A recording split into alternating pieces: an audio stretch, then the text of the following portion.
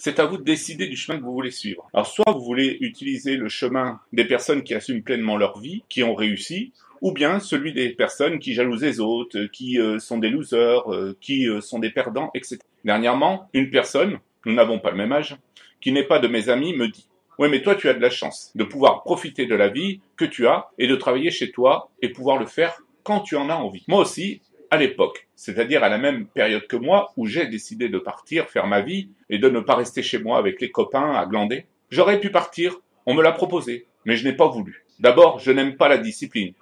Je n'aurais pas pu partir tout le temps. Je n'aurais pas aimé être commandé, etc.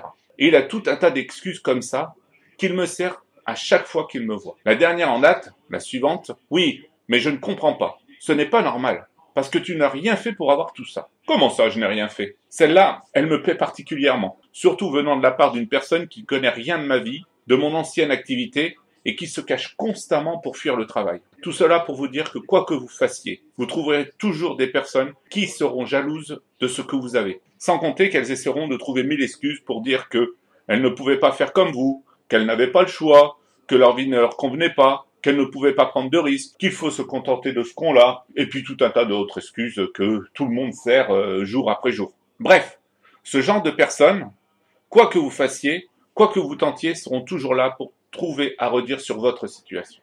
Vous devez faire le tri dans les personnes que vous côtoyez. Maintenant que vous savez cela, il ne vous reste plus qu'à en tenir compte et à décider du chemin que vous voulez suivre. Dans quelques années, vous aurez le choix d'être celui qui a réussi ou d'être du côté de celui qui se plaint toujours de sa vie, de l'environnement, de la crise, de tout, et qui jalouse constamment les autres. C'est à vous de choisir et d'assumer pleinement vos choix. Par exemple, il faut éteindre la télévision et sortir du canapé.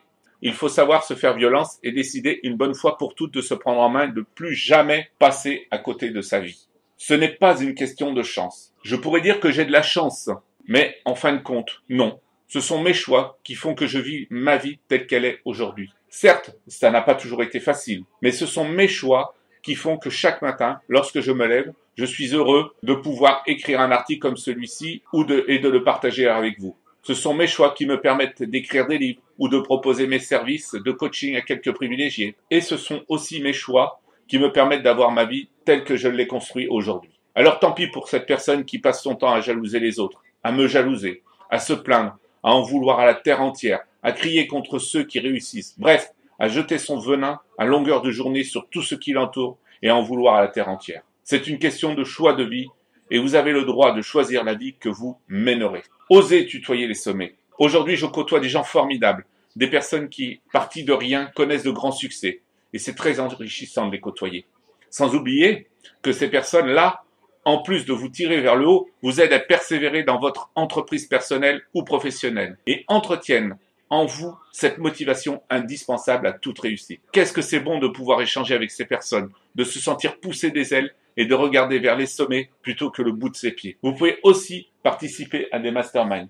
Faites comme moi, regardez celui qui vous convient le mieux et intégrez-vous dans ce groupe afin de regarder vers le haut et de ne plus regarder vers le bas. Certes, cela a un coût, mais c'est un booster efficace pour toujours regarder vers les sommets et ne jamais perdre de vue ses objets. Quand vous voyez le temps que vous perdez chaque jour ou toute l'énergie que vous pouvez déployer pour rien, il est peut-être temps d'investir dans des choses qui vous propulseront vers le sommet. Que vous ayez des hauts ou des bas, lors des rencontres, une fois par mois en général, vous pourrez recharger vos batteries et entretenir votre motivation. Vous serez regonflé à bloc pour vous lancer de nouveaux défis et aller de l'avant dans votre projet. Tout le monde sera tiré vers le haut. Vous pouvez aussi participer à des journées rencontres. C'est une autre façon de progresser. Vous aurez la chance, tout comme moi dernièrement, de pouvoir rencontrer des leaders dans leur domaine, de pouvoir échanger avec eux et pourquoi pas de pouvoir décrocher un rendez-vous avec quelques-uns. Après de telles journées, vous ressortirez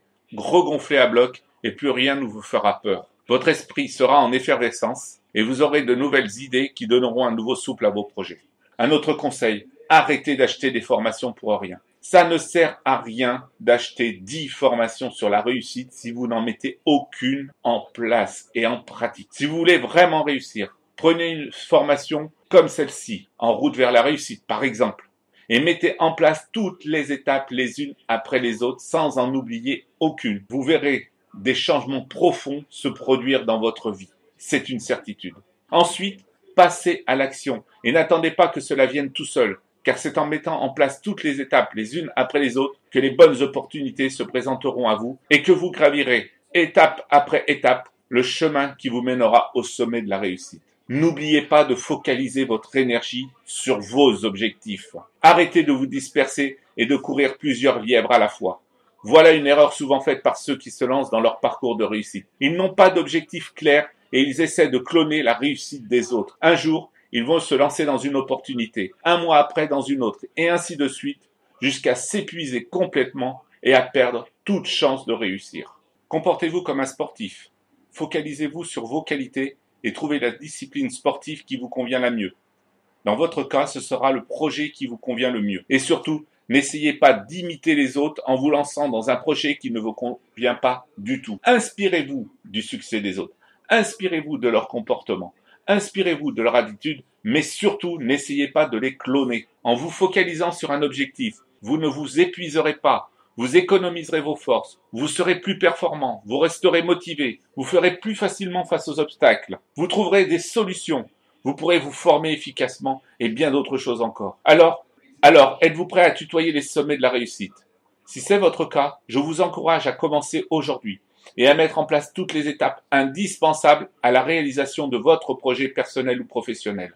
Je vous dis à très bientôt dans un groupe mastermind ou l'une de nos journées rencontres. Vous pouvez aussi nous retrouver dans notre lettre d'information ou en téléchargeant le magazine directement sur le site www.tureusssiras.com. Excellente journée à vous et à très bientôt.